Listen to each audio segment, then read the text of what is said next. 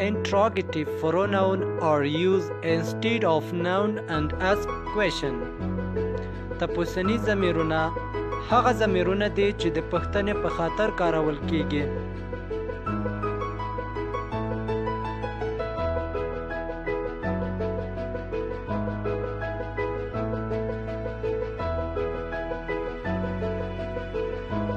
Interrogative pronouns consist in تپوسنی ضمیرونه عبارت دي له what څه which کوم کوم یو who څوک whose د چا when کله where چیرته why ولې.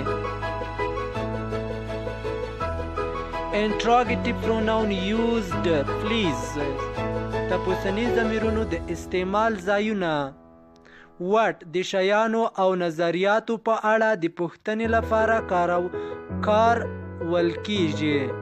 which د درجې مقام او خوښې په اړه د پوښتنې لپاره په کار وړل کیږي.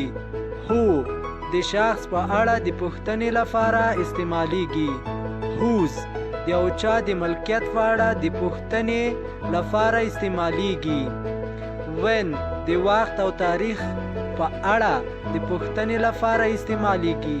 where د ځای په اړه د پوښتنې لپاره کارول کیږي.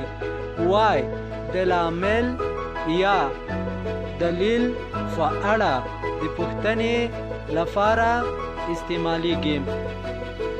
ګرانو دوستانو تر بیا چې زه سیف الله مومند ستاسو په حضور کې حاضرېږم تر هغه مو په لوی څښتن تعالی سپارم. آباد اوسئ، ښه ورځ ولرئ. الله په امان. بای بای.